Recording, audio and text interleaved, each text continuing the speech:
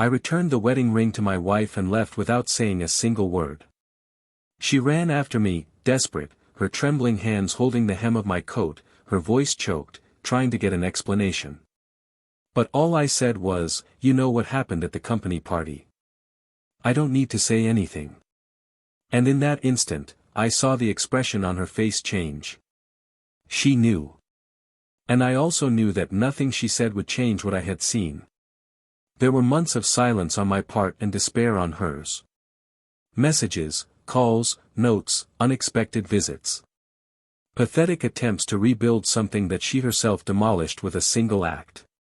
But the downfall came on the night of the party in the city of the best businessmen, when I appeared with my new bride, and her face froze in front of everyone. Her social smile faded, her eyes filled with tears, and a regret that was almost palpable filled the room. But this is just the beginning. What happened at that company party was much more than a slip-up. It wasn't a kiss. It wasn't flirting. It wasn't something that could be explained away with a drunken excuse. It was planned, executed calmly and without guilt. She knew what she was doing. She knew who she was doing it with. And more than that, she knew that once it was done, there would be no going back. But she did. He chose. And after everything, he tried to convince me that it was just a mistake, that the love was still there, that I should forgive. I, who spent years building a life with her, carrying weight, giving up dreams, betting everything on both of us. I, who was by her side in every difficult phase, in every loss, in every victory. I, who never asked for anything other than respect. What a bitter irony. She tried to put out the fire with empty promises and crocodile tears. But you can't put out a fire with more fire. And what she lit burned to ashes what little was left of me. Can you imagine what it's like to look into the eyes of someone who swore to love you and see only guilt? Not sincere regret, but fear of losing security. The stability. The comfort of a husband who she believed would always be there no matter what she did. Can you imagine what it's like to wake up at night and hear the sound of the person sleeping next to you breathing, and suddenly feel disgusted? Because touch is no longer touch, it is memory. Because the voice that used to calm you now sounds like betrayal. Because the body that you embraced with love was given to another as a prize, as if the years together were disposable. And then, she had the audacity to ask for one more chance. One more chance. After everything. After making me feel like a stranger in my own home. After transforming her home into a theater where she rehearsed affection while living another story behind the scenes. "You're exaggerating," she said. "It was just once, it didn't mean anything." But it meant everything. Because for me, love is choice. And in that moment, she chose not to love me. You chose to deceive me. He chose to betray. And it wasn't just with the body. It was with the soul. With the secrets I shared with him. With the laughter exchanged at work. With the way he hid his cell phone. In a hurry to leave. With the absence in small moments. With a distant look during dinner. They were small signs, neglected by a passionate heart that preferred not to see. And when I saw it, it was too late. When she realized I was really gone, she started to unravel. Days later, she sent me a video crying, saying that I was the love of her life, that she couldn't sleep anymore, that it was all just an outbreak, that she needed me to breathe. And for a moment, I confess, I almost faltered. Because love, even wounded, still pulses. But what stopped me from going back was remembering the scene. She in his arms. The smile. The muffled laugh. Their hands intertwined as if they were in no hurry. It wasn't an impulse. It wasn't a mistake. It was pleasure. Chosen, desired, cultivated. So I ignored the messages. I deleted the audios. I let the silence answer for me. Time passed. And what was despair became obsession. She started to appear in the places I frequented, she tried to talk to my friends, my family, she wanted to know about me. And the more I remained silent, the more she went crazy. Until, one day, everything changed. I saw her at that party, among businesspeople, trying to maintain her pose. And that was where everything broke down once and for all. I walked in hand with another woman. Beautiful, elegant, serene. And her world collapsed in front of everyone. She tried to get closer and said in a trembling voice, "Who is she?" And I just smiled. Because there was no more pain there. It was justice. It was the mirror breaking before her eyes. It was the consequence coming. But the real blow of fate was yet to come. A blow she would never have imagined. Because life has a curious way of adjusting the balance. And what she didn't know, what no one in that room knew, was that her punishment was just beginning. Have you ever imagined losing everything because of a bad choice? Seeing your own daughter's eyes fill with disappointment. To hear from the only person who still believed in you the words, "You destroyed our family for one night." That was the end of her story. Not mine. Because my end was still far away. In fact, it was just beginning. Welcome to the channel. Here, we do not support any type of betrayal. On the contrary, our stories show the real price we pay for deceiving those who love us. The narratives are fictional, but the feelings, those are painfully true. Our purpose is clear: expose how betrayal corrodes, destroys and uproots everything that was once love. Get ready. Today's story will move you. It will hurt. It will shock. Press play, and enter a drama where regret comes too late. In the elegant silence of a glass-enclosed mansion, in the middle of the leafy and discreetly luxurious neighborhoods of the upscale area, Daniel and Laura lived. An admired couple, envied by many, inspiration for so many. He, a solid businessman, known for his calm posture, sharp intelligence and unshakable discretion. He had a restrained charisma, the kind that didn't need a loud voice to command respect. He grew up in a family that valued ethics and effort, and built his name with tireless work, nights spent working on spreadsheets, strategies and negotiations. Laura, on the other hand, was the type of woman who attracted attention without needing any effort. She had a natural elegance, a welcoming smile and a look that mixed sweetness with insight. A psychologist, she delighted in her services with empathy and lightness, but what impressed most was the care with which she treated every detail of their lives together. Married for 11 years, Daniel and Laura had a daughter, Sophia, a 7-year-old girl who seemed to have inherited her mother's sensitivity and her father's sense of justice. Their coexistence was a well-established routine. Laura took care of the house, Sophia's school activities and attended to her patients in an office set up on the ground floor of the house. Daniel managed a strategic consultancy aimed at medium and large businesspeople. The marriage, to outsiders, seemed stable and full of mutual admiration. They were often seen at charity dinners, business receptions, birthdays of mutual friends. Photos on social media showed trips, celebrations and tender glances exchanged. But what no one saw, what no one ever sees, were the small cracks that grow in the silence of early mornings and are hidden in the subtlest gestures. Laura was detail-oriented, a perfectionist, and placed much of her identity in her family life. "I liked to prepare breakfast with care, leave affectionate notes in Daniel's folder, organize birthdays with flowers and personalized souvenirs." And for a long time, Daniel felt deeply loved by this. The way she looked at him, as if he were still the only man in the room, made him feel worthy, complete. But over the years, between the hustle and bustle of daily life, the company's goals, commitments to important clients and their daughter's school demands, the two began to move away from small gestures. Not because of a lack of love, perhaps, but because of tiredness, because of the routine swallowing up what was once a passion. Kisses became hurried, dinners were replaced by plates on laps in front of the television, and deep dialogues gave way to quick exchanges about bills, appointments and grocery lists. Daniel, even immersed in his corporate routine, still made an effort.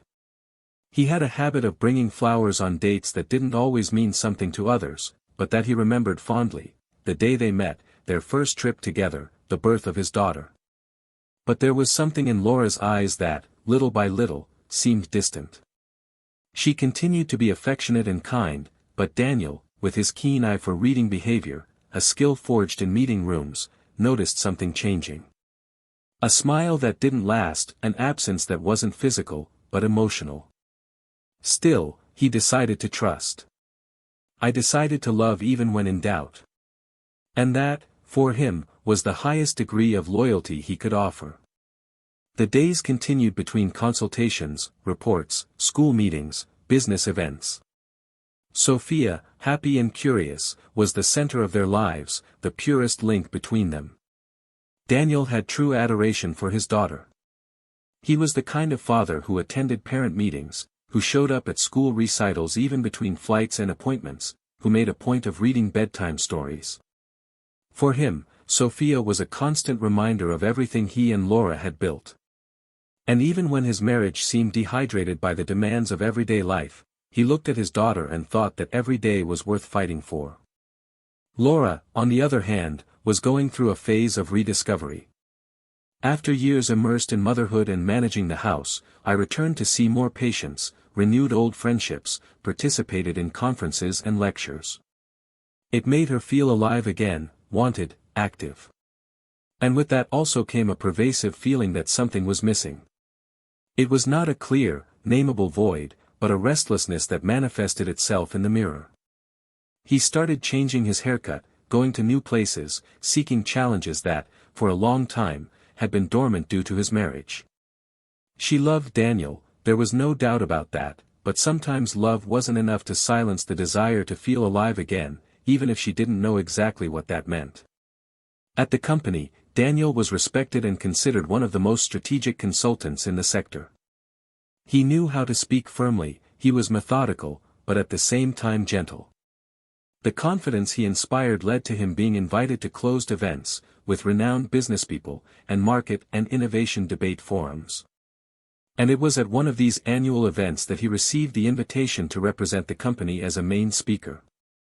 To do this, he would need to go away for a few days to immerse himself with other leaders in the area. Laura supported him, as always, encouraging him to take advantage of the opportunity. She made a point of helping him choose his suits, packing his suitcase with everything he might need, and wishing him good luck with a long kiss. Nothing there indicated what would come next.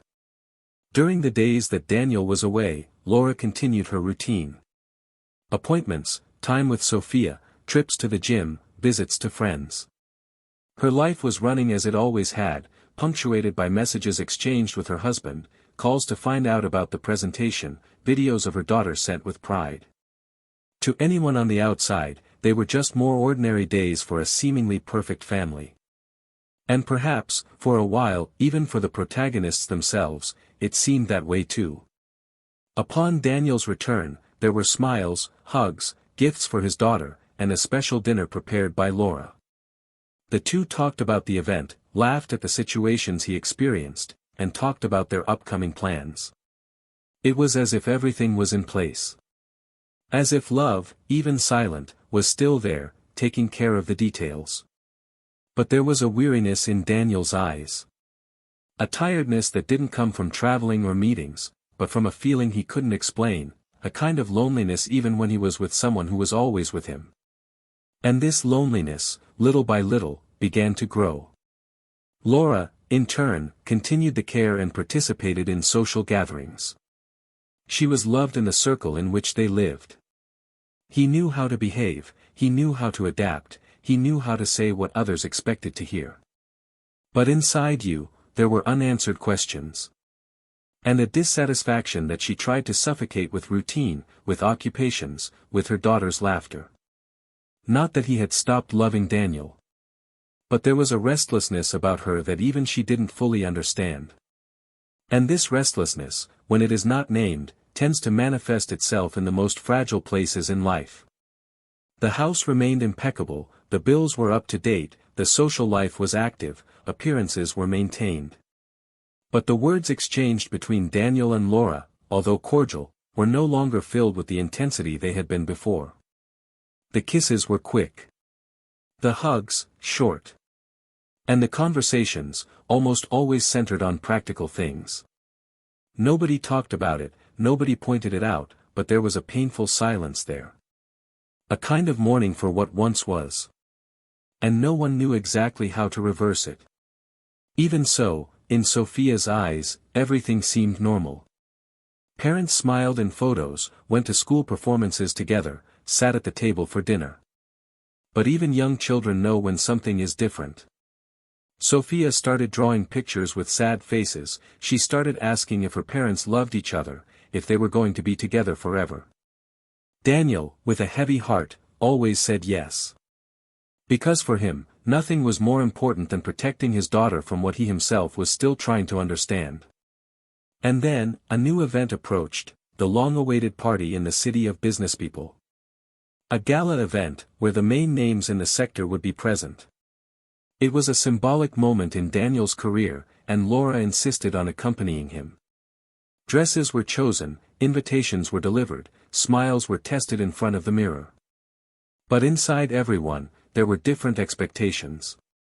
Daniel saw that night as a chance to start over.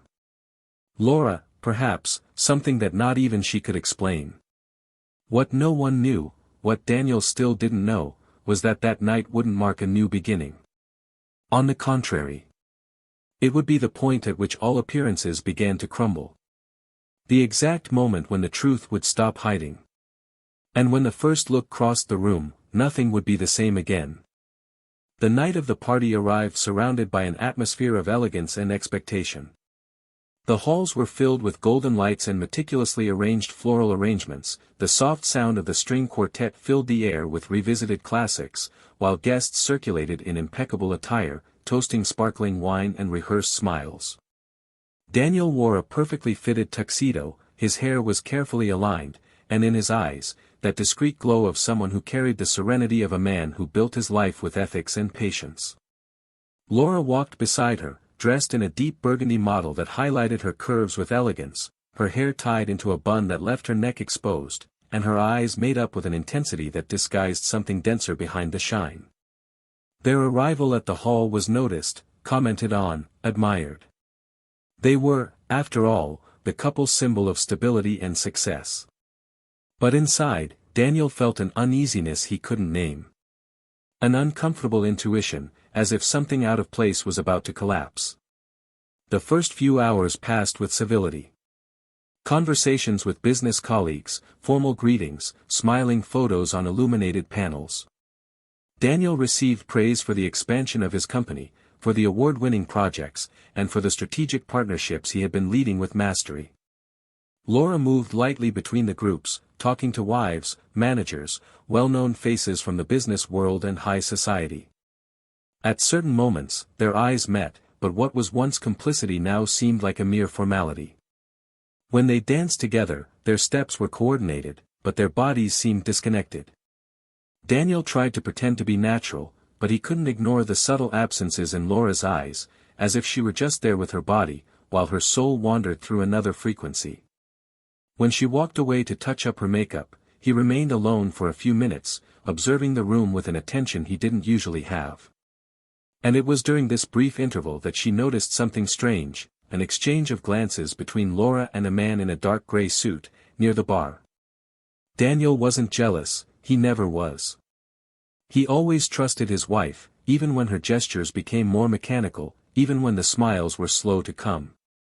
But in that silent exchange there was something that seemed intimate, rehearsed, almost imperceptible, but not invisible.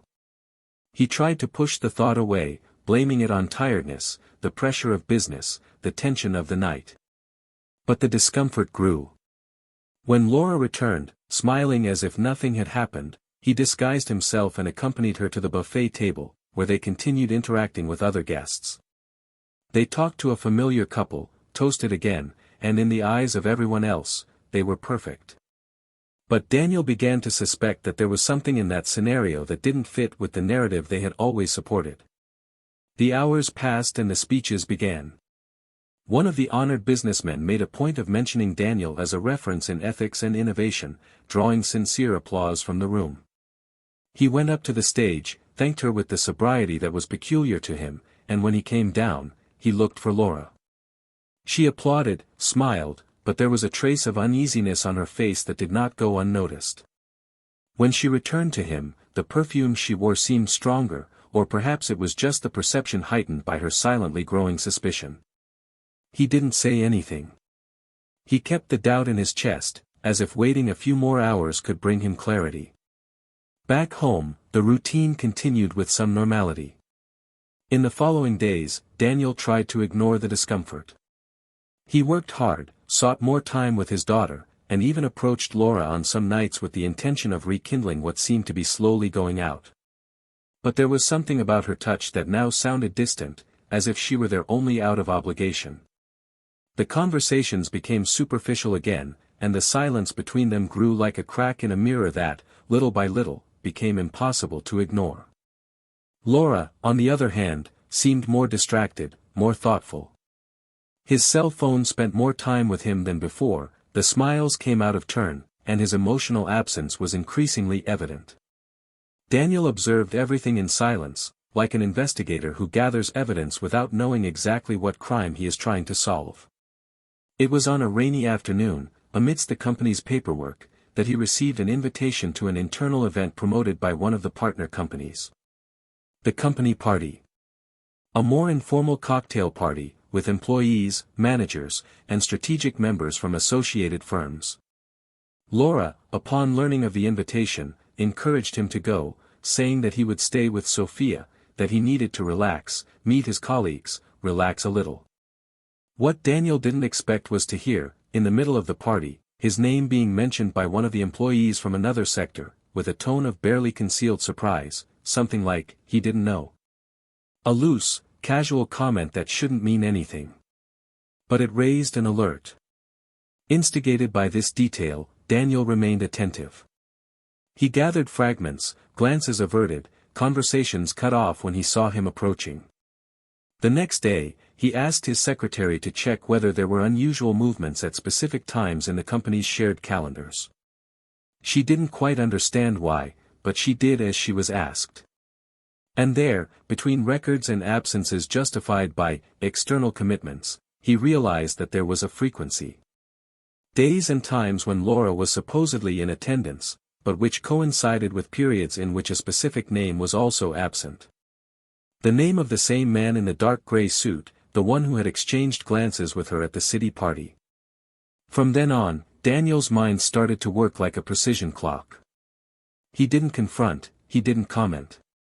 I just observed, listened and connected dots. Laura, in her routine, seemed oblivious to what was going on inside him. She continued with her care, her tasks with her daughter, and even showed more willingness at times, as if she were trying to balance two parallel lives. But Daniel was no longer the same. His silence was no longer one of peace, it was one of strategy. And inside him, a storm was beginning to form. A week later, on a day when Laura claimed to have supervision with colleagues from the office, Daniel decided to go and meet her. Didn't call, didn't send a message. He just drove to the address she had casually mentioned days before, saying it would be the new co-working space where she would start working with other therapists. He parked the car discreetly and waited. And when he saw Laura enter the building, smiling, accompanied by the same man from the party, something inside him broke. They didn't touch, but the way they walked, the way she looked at him, left no doubt. Daniel didn't enter. Didn't call. Just watched. And at that moment, something in him fell apart with a pain that no words could describe. He returned home in silence. He hugged his daughter tighter than usual. He lay next to Laura that night, and while she slept peacefully, he looked at the ceiling, feeling the cruelest loneliness he had ever experienced. The next day was like any other. Daniel got up early, prepared breakfast, took Sophia to school. But his heart was already elsewhere. A place where love had been replaced by something colder, harder. And in this hardship, he began to plan. Not revenge, not yet. But a way to protect yourself, to recover your torn dignity. In the following days, he continued as if nothing had happened. The tone of voice didn't change, the routine didn't change. He just allowed himself to see without any more filters. And Laura's every gesture, however subtle, was now interpreted from a different perspective. The absences, the untimely laughter, the lost looks. Betrayal, once intuition, was now an indisputable fact. But Daniel didn't want confrontation. He wanted facts. And the facts came. Prints of conversations, location records, messages that escaped privacy blocking due to carelessness. And there, faced with each piece of evidence, he was sure, she had betrayed him. What I still didn't know, was what was really behind it all. And what he would soon discover would be even more devastating than what his eyes had already seen. On that sultry Saturday morning with a cloudless sky, Daniel woke up with a serenity that did not match the previous days. What I felt was not peace, nor was it relief. It was the silence of someone who had already accepted something that they had previously insisted on refusing. He got up slowly, walked to the balcony with the cup of coffee in his hands and stayed there for long minutes observing the horizon, trying to make sense of the stillness that settled in his chest. Sophia slept in the next room, hugging the stuffed bear that he had given her years ago. It was the only bond that kept him at home. His daughter's presence prevented him from making more drastic decisions, and for her sake, he was willing to proceed with caution, at least for now. Laura was still sleeping when he left. He had a plan, and he needed time, silence and her absence to execute it. The moment chosen was not random. I knew that on that day the annual party promoted by the Association of the Best Businesspeople would take place, a more intimate, more elite event, where the most talked about names in the market would gather for a prestigious dinner. Daniel had not only confirmed his presence weeks before but had been nominated as one of the highlights of the year. But this year, he wouldn't be attending like the faithful and devoted husband he always was. He would appear as the man who had been betrayed and reborn. The man who now carried a new woman by his side. What Laura didn't know, what no one there knew, was that this elegant woman, with a firm smile and deep gaze, was not just a new companion. It was the cruelest mirror of his own vanity. Daniel organized everything silently, in meticulous detail, like someone building a war plan. The new bride's clothes, the place where they would enter, the exact times, the words that would be said. There would be no direct confrontation. There would be no screaming. He didn't need public humiliation, just the presence that would have the necessary effect. That night, when he entered hand in hand with his new wife, the room came to a standstill for a few seconds. Murmurs, looks, whispers. Laura, who was already at the event having been invited as the wife of one of the year's highlights, froze when she saw her ex-husband appear accompanied by someone. Her eyes widened, the glass of wine she was holding nearly slipped out of her hands. I wasn't prepared for that. I didn't expect Daniel to move on so quickly, much less with such a well-known woman. The shock on Laura's face didn't just come from surprise. It came from recognition. She knew that woman. Not because of appearance, not because of proximity. But for something much more intimate, more brutal. She recognized it because of an old conversation, an impulsive decision, a past that she believed buried. Laura couldn't move. When Daniel walked past her and gave her a cold look, devoid of any trace of tenderness, she felt her stomach turn. He tried to compose himself, went to the bathroom with shaky steps, locked himself in one of the luxurious bathrooms and collapsed there. His hands shook, his chest heaved, his breathing was ragged by the memory that now came to the surface like a punch. Hours later, back at the house, Laura tried to call. Sent messages. No response. 4 weeks, he insisted. He showed up at the company, tried to seek support from mutual friends, but Daniel wouldn't even spare him a glance. Until, a month later, she decided to go to his house. He carried a handwritten letter, full of regrets and requests for forgiveness. He knocked on the door. The new woman answered. The same. That woman. Laura's face lost color. The other smiled, gently but firmly. He said that Daniel was busy and that if it was about Sophia, he could leave a message. But Laura didn't just want to see her daughter. She wanted to understand. I wanted to know why that woman. Why so fast? Why all this? That night, Daniel decided to find her. He agreed to sit with her in a discreet cafe, away from everything. The environment was silent, intimate. He arrived with a neutral but firm expression. Laura was visibly shaken. She tried to explain herself, to say that she had made a mistake, that she still loved him, that it had all been a temporary madness. Daniel listened in silence. He didn't interrupt.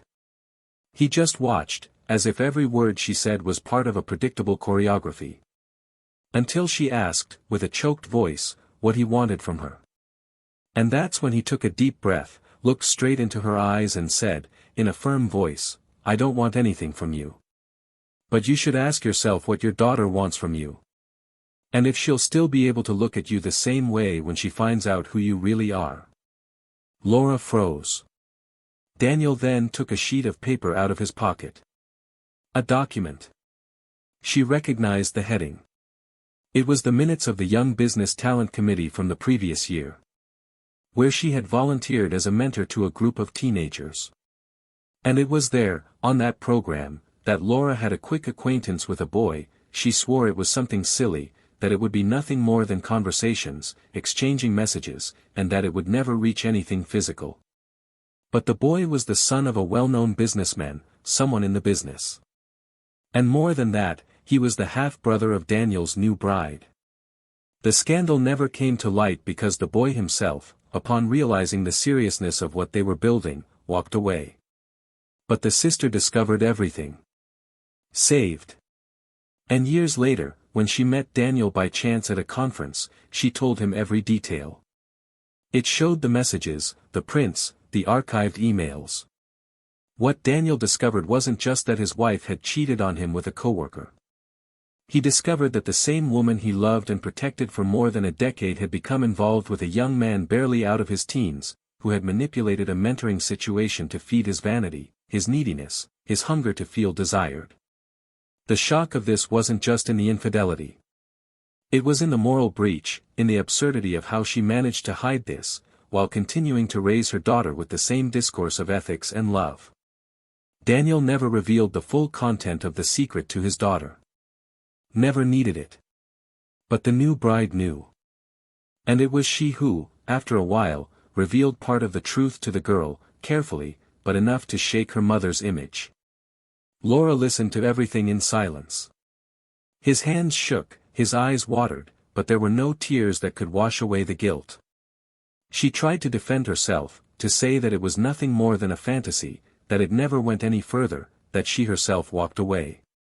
But Daniel, with his eyes fixed, countered, you don't need to have touched his body. What you did to his mind was violent enough. And what's worse, you were a mother, a mentor, and a wife. All at the same time. She tried to beg once again, but the words seemed to lose strength in the face of the raw truth. And then, Daniel stood up. Paid the bill. And before leaving, he just said, the shame you felt when you saw that woman with me was not even a tenth of what I felt when I discovered who you really were. That night, Laura returned home alone. The room seemed larger, the ceiling heavier.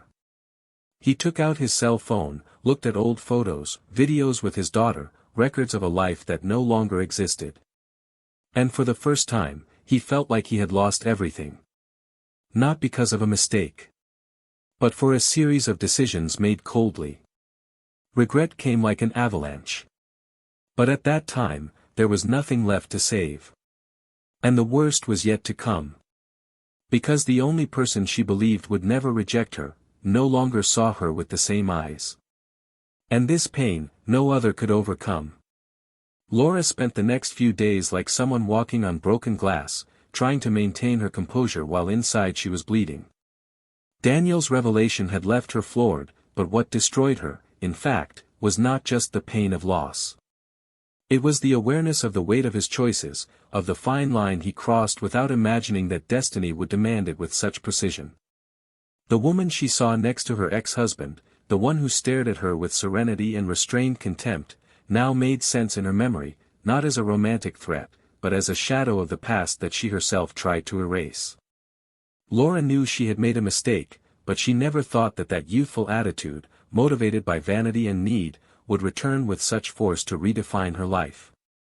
And more than anything, he knew that he had betrayed not only Daniel, but also his own daughter, and that, no matter how much he tried to rationalize it, was the kind of guilt that couldn't be dissolved with tears. Daniel, on the other hand, resumed his life with a calculated balance. There was no rush to start over.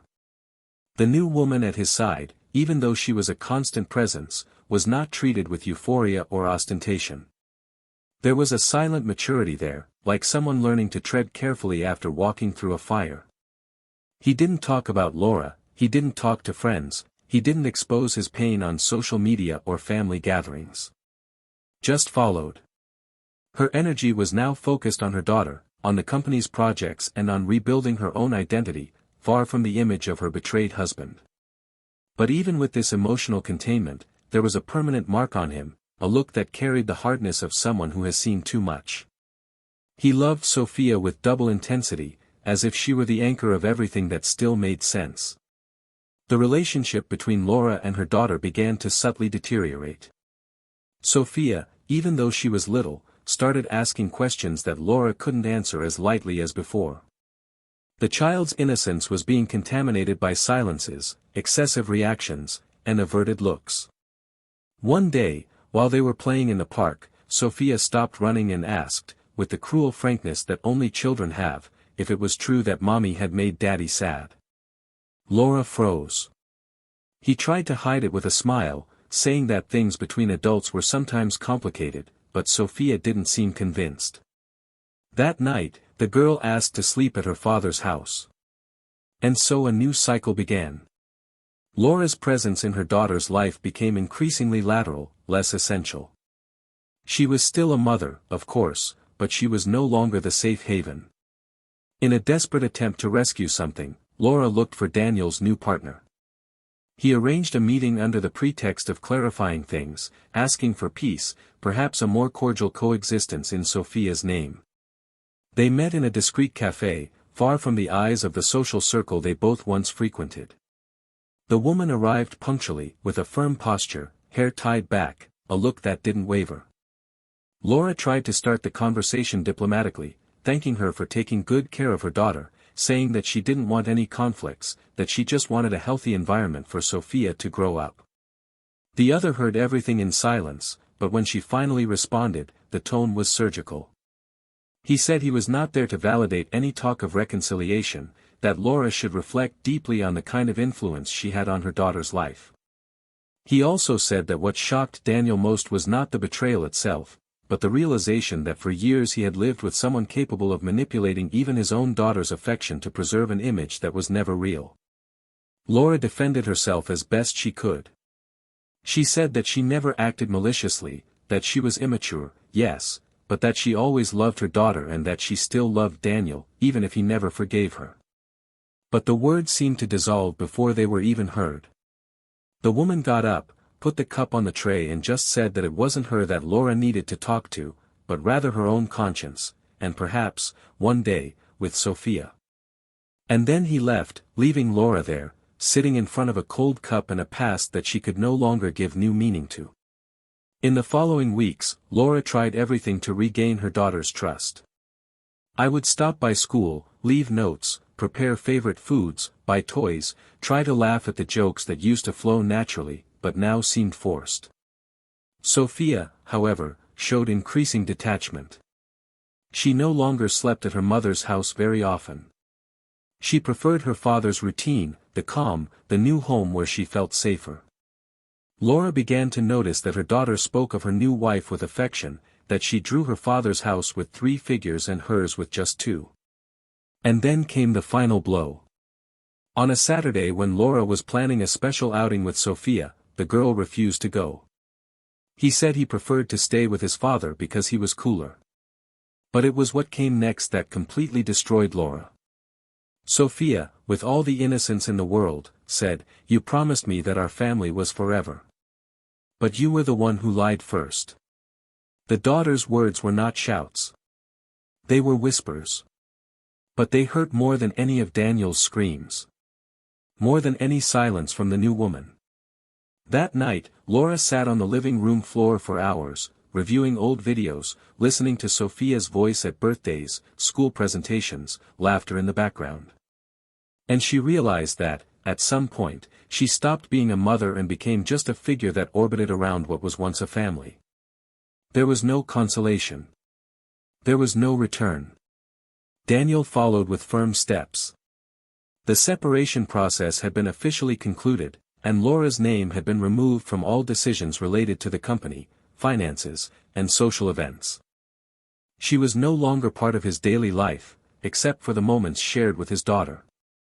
And even in these, her presence was managed with detachment. One night, Daniel was preparing dinner when Sophia asked if he would ever go back to live with his mother. He crouched down, held the girl's small hands and said, calmly, that sometimes people need to learn that love is also a responsibility. He said he would always be there for her, but that some choices couldn't be undone. Sophia hugged him in silence, and at that moment, Daniel knew that, despite the pain, he had chosen the right path. Time passed. Laura lost weight, shine, invitations. Some friends moved away, others stayed out of pity. She moved and opened a small practice far from where she lived before. He started taking public transport and living simply. I tried to find meaning in small things. But nothing filled it. One day, when visiting her daughter's school, she learned from a teacher that Sophia had drawn a mural about the people she admired most. Among the figures were the father, his new partner and 2 school friends. Laura wasn't there. The teacher tried to soften it, saying that children sometimes forget, that it's normal. But Laura knew. Sophia hasn't forgotten her. I just no longer recognized it as admirable. And that hurt more than any forgetfulness. It was at this point that Laura decided to write a letter. Not for Daniel. Not for the new woman. But for the daughter. A sincere, blunt letter, without attempts to justify the unjustifiable. He spoke of guilt, of regret, of longing. I said that making mistakes is human, but that there are mistakes that stay with us throughout our lives. He asked for forgiveness, but he did not ask for understanding. I just wished that one day Sophia could find the space within herself to forgive. The letter was delivered by a teacher, with the request that it be read when the girl felt ready. There was no response. Not even a hug. Just silence. Laura didn't give up on her daughter. But he understood that losing Daniel had been painful. Losing self-love, devastating. But losing the admiration of her own daughter, was the real punishment. The real fall. And no matter how much she tried to reconstruct something, she knew that that image, that of the mother who one day broke the promise of forever, wouldn't be erased so easily from Sophia's memory. Daniel finally went his way. He remarried, but without a party.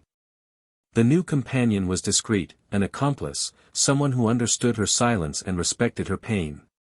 Sophia grew up with stability, love and a rebuilt family around her. He learned that trust is something that is planted with actions, not with words. And, even though over time he returned to live with his mother, he never looked at her the same way again. Because there are marks that time cannot erase, and there are words that, once spoken, can never be recalled. Laura's greatest punishment was not losing the man she loved, nor the status she had. It was realizing that, after all, it was she who destroyed the place where she was most loved, her own daughter's heart. And there is no punishment more devastating than that. Time, that silent agent of irreversible change, ran its course as if nothing had happened, even though everything had changed. Laura, now immersed in a simple routine, far from the appearances and social commitments that previously occupied her calendar, experienced the rawness of a life without masks. It wasn't just the absence of luxury or company that hurt her, but the constant echo of everything she had let slip. Sophia's emotional absence was like a mirror that reflected, day after day, the flaws she had refused to see for years.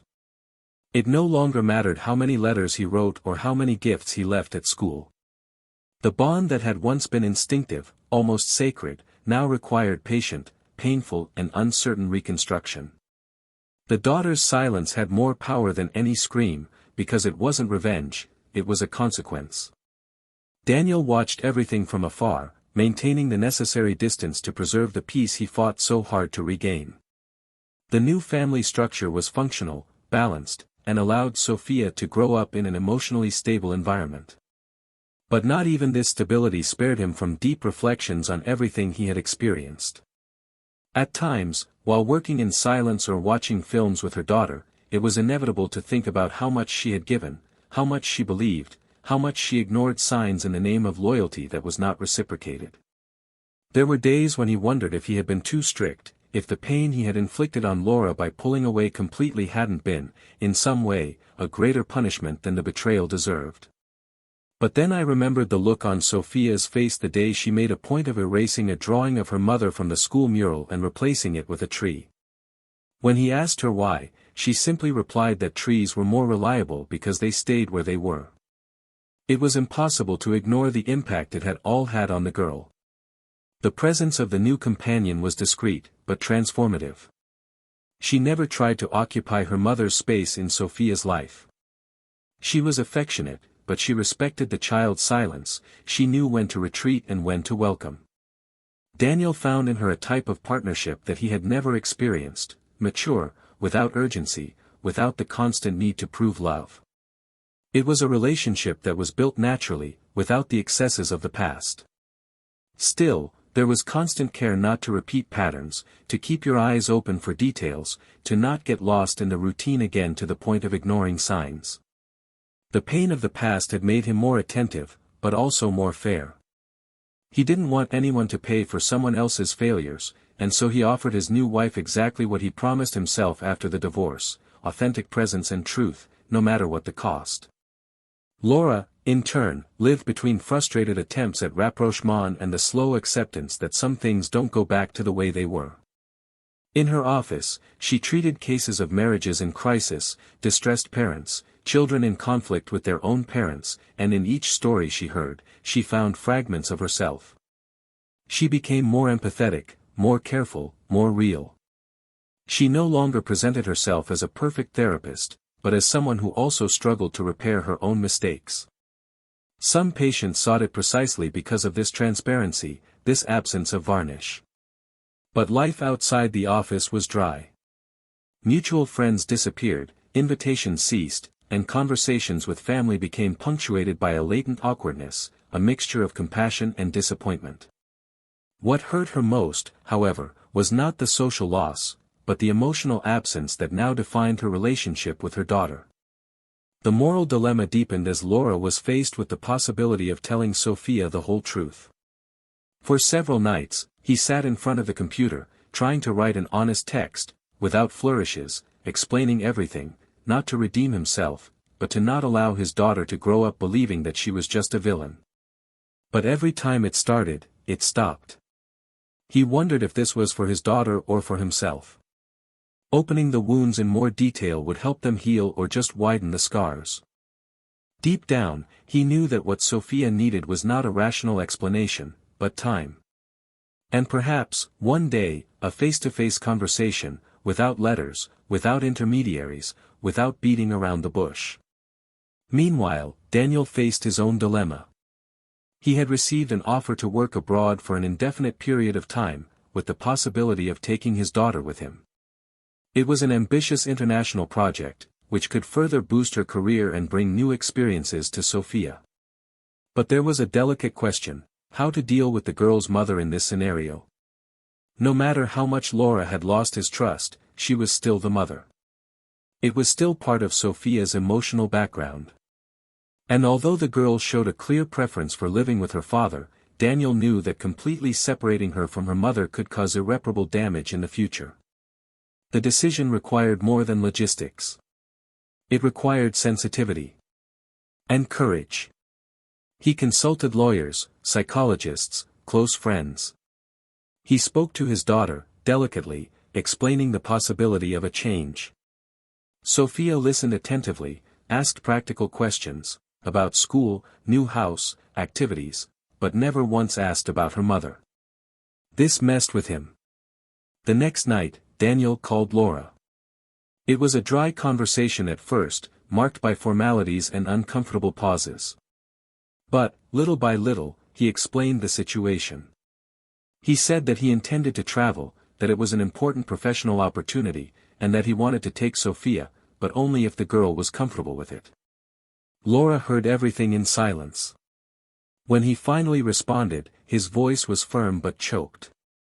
He said that he didn't want to become an obstacle to his daughter's growth, that he trusted Daniel as a father, and that, even with his heart in pieces, he would give his consent. He only asked that he could maintain contact, participate from a distance, receive videos, messages, anything that would keep a thread between them. The unexpected generosity of that response surprised Daniel. For an instant, he recognized something in Laura's voice that seemed true, devoid of manipulation. And that made him reflect. Maybe she had, in fact, changed. Perhaps time had done for her what forgiveness had not yet been able to do for him, give new meaning. But even so, he knew that certain things could not be restored. Some wounds heal, but leave the skin thin, sensitive, and prone to breaking again with any friction.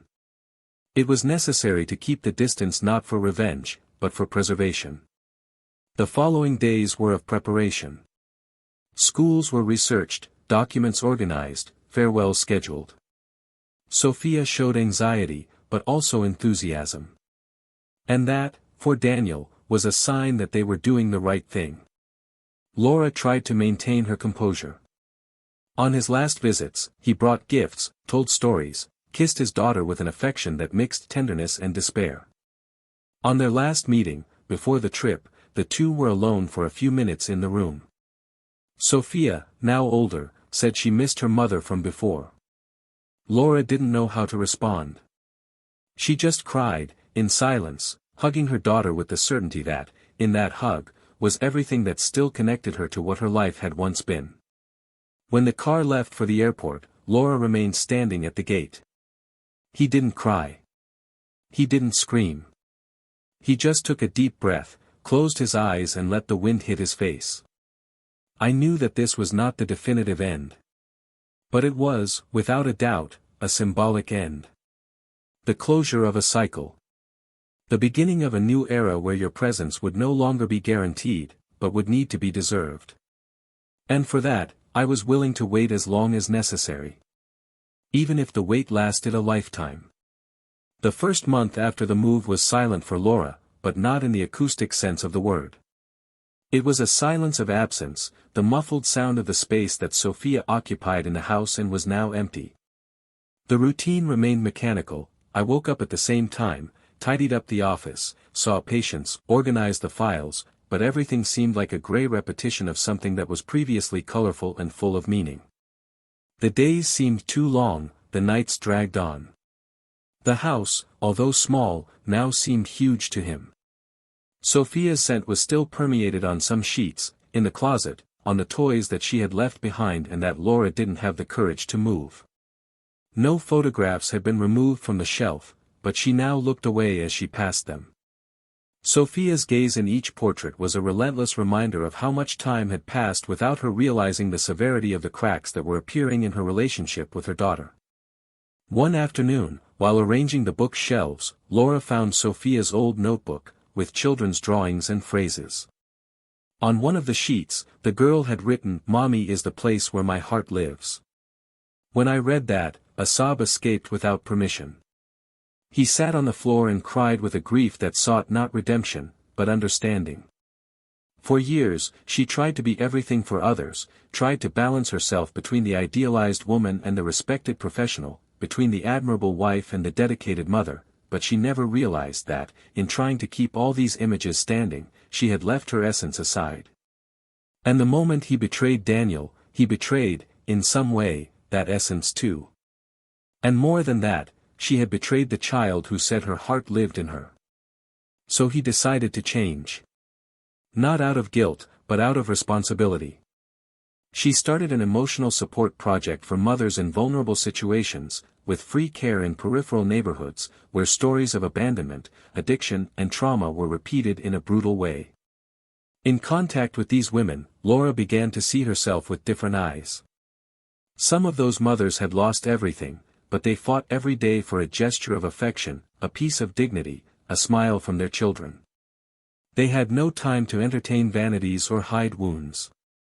They were raw, honest, and in the midst of the pain, there was a strength that Laura had never known. It transformed her inside, and although she still carried the weight of the past, she began to feel that she was finally being truly useful to someone other than herself.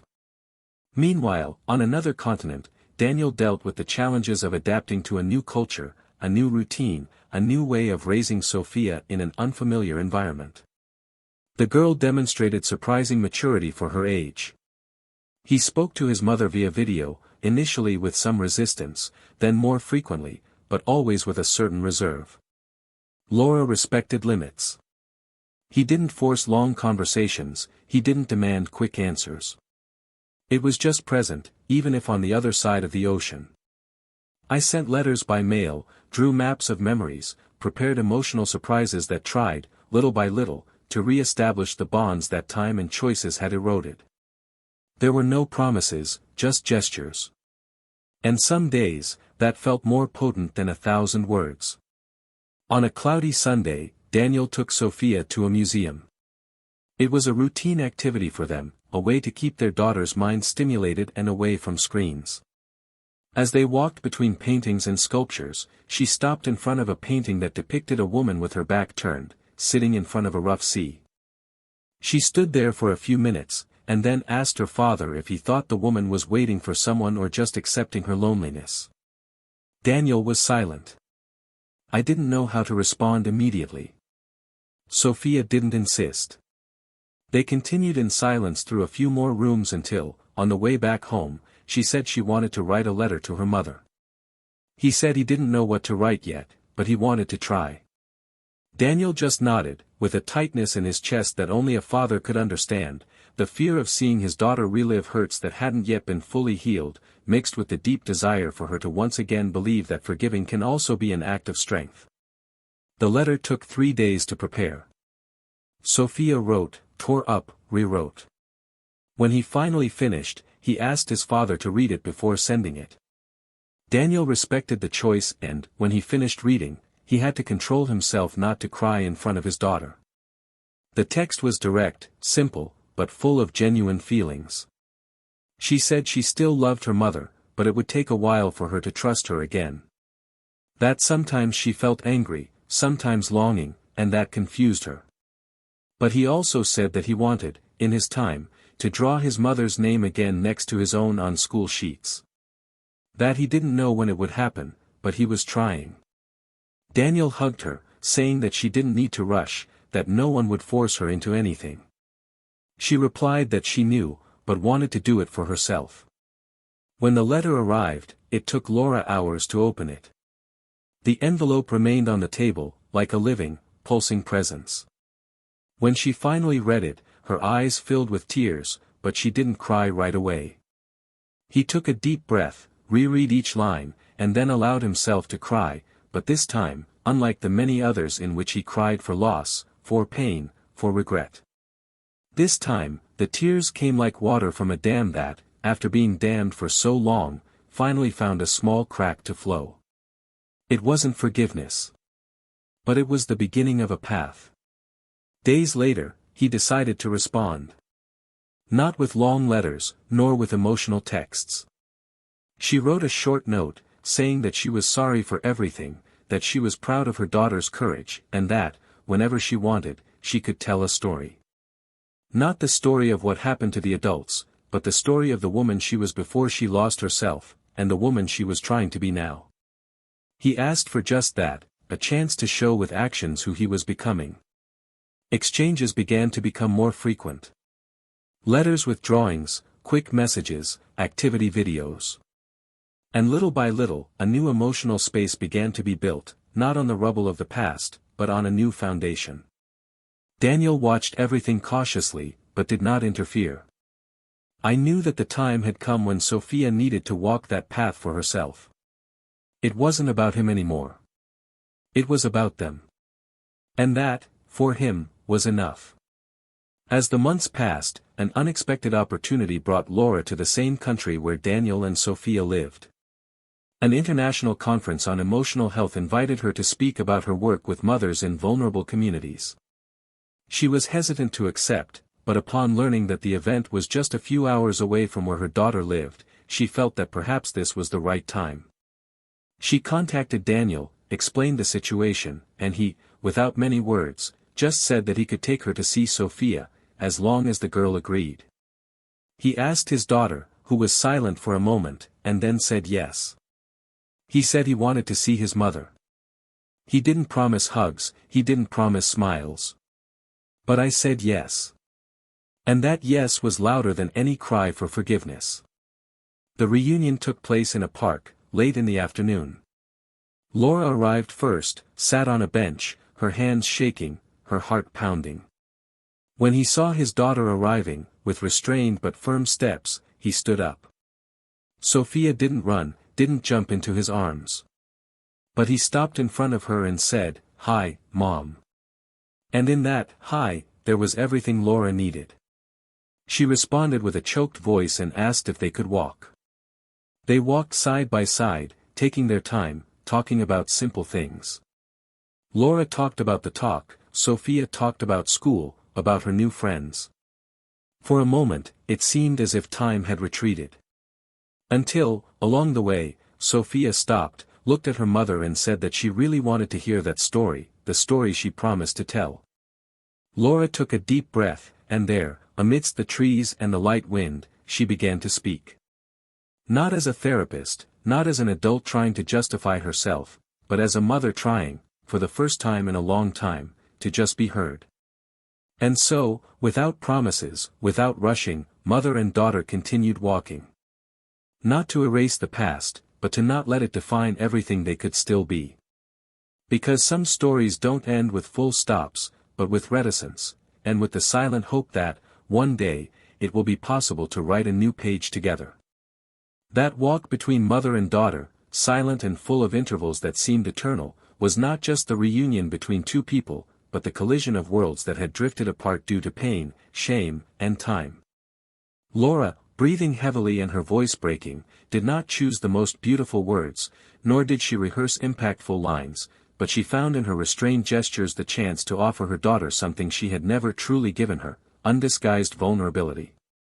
She told parts of her story as a woman, before being a mother, before being a wife, before being someone shaped by the expectations of others. She spoke of wrong choices, of desires that she didn't know how to understand, of deep needs that even she couldn't name. There were no excuses, only truths. And Sophia, with the wisdom that only suffering and silent observation provide, listened to everything with attentive eyes and a heart protected by a wall of experiences that no child should know so soon. In the end, he did not ask for explanations, nor did he offer immediate forgiveness. He just said that he understood a little more now. And maybe, one day, that would be enough to take a step further. Daniel found out about the meeting later, when his daughter returned home with teary eyes, but not sad. She didn't say much, just commented that she had heard a difficult story and that she was tired. He respected her. He made her favorite dinner, stayed there without demanding confessions, just present. Deep down, he knew that part of what Sophia experienced with her mother would never be shared. And that was fair. Some pain belongs only to those who feel it. But when he looked at his daughter that night, he noticed something different. It was neither relief nor euphoria. It was a serene maturity, a kind of peace that emerges after a storm that has lasted too long. And that, for him, was all that mattered. Months have passed since that day in the park. Life went on, but in a way that no one could have predicted. Laura received an unexpected invitation to join an international project that supported mental health in conflict zones. It wasn't a comfortable or safe position. But for the first time in years, she felt like she was being called to something that transcended her own pain. He accepted, not without fear, but with a new conviction. Before boarding, he wrote a last letter to Sophia, saying that he wasn't going to disappear, that he wasn't running away, but rather trying to do something worthwhile with everything he learned, and that he would come back, even if it was just to see her smile from afar. The daughter responded with a short but impactful note, "I don't understand everything, but now I believe you are trying." Daniel continued his journey as a father and professional, but he had changed profoundly inside. The trauma of betrayal had not made him bitter, but more demanding of his own emotions. I no longer accepted lukewarm relationships, fake smiles, or silences that hid lies. With his new wife, he built a love based on listening, transparency and respect for each other's scars. They did not live a fairy tale story, but a mature reality, where the past was remembered not with pain, but as the map that led them there. Sophia grew up surrounded by structure, affection and freedom to rebuild her identity without being defined by her parents' flaws. Over time, he resumed the drawings he had abandoned, began writing short chronicles based on stories of real people and dreamed of studying psychology, perhaps to better understand what others feel, perhaps to find explanations that adults were never able to give him. One day, years later, already a teenager, Sophia went to visit an exhibition at a cultural center. Among the works, there was a panel with photographs of women who worked in war camps offering emotional support. In one of the images, a woman with gray hair and a steady gaze held the face of an injured child with disconcerting delicacy. It was Laura. Sophia stood in front of the image for several minutes. He felt proud. And longing. There was no hurt at that moment. Just understanding. He realized that his mother had not become someone else, she had become, perhaps, who she always tried to be. And in that silence between her and the photograph, she understood that some mistakes are so serious that only time, combined with true choices, can transform them into learning. Laura returned to the country after a 4-year mission. I didn't expect red carpets or warm hugs. She knew that regaining her daughter's trust would be like climbing an invisible mountain. But I was willing. He looked for work at a public school, started offering active listening workshops for young people and parents, and kept the door open, even when no one knocked. One day, already accustomed to the dignified solitude she had built, she found an envelope in the mailbox. It was his daughter's. Inside was a photo of the two of them in an old playground and a quote on the back, "I still remember the sound of your laugh. Call me when you want a coffee." It was the first time Laura smiled with her eyes in a long time. Daniel and Sophia, that same night, were sitting on the porch of the house where they lived. He drank coffee, she read a book. When the phone rang and he saw Laura's name on the screen, he handed the device to his daughter without saying anything. She answered, said little, listened a lot. And when he hung up, he didn't cry. "I just said it might be a good time to actually talk." Daniel didn't ask what was said. Just respected. Because, in the end, he knew that his daughter had become the type of person he most admired, someone capable of not carrying the weight of other people's mistakes into the future, but rather, the wisdom of making something new with them. And so this story ended. Not with a spectacular forgiveness, nor with a cinematic reunion. But with small decisions that changed entire destinies.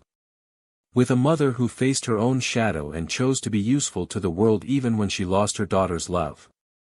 With a father who rebuilt himself without hatred, but with firmness. And with a girl who knew how to transform pain into discernment, and silence into strength.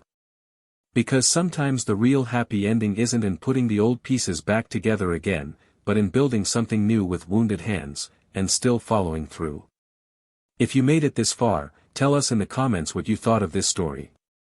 What was the most memorable part for you? And what would you do in each character's place? Your opinion is very important for us to continue creating stories like this, full of emotion, reflection, and truth. And don't forget, subscribe to the channel so you don't miss any of the next stories. Here, we do not support any type of betrayal. Our commitment is to show, through fiction, how choices have real and profound consequences. Until the next story.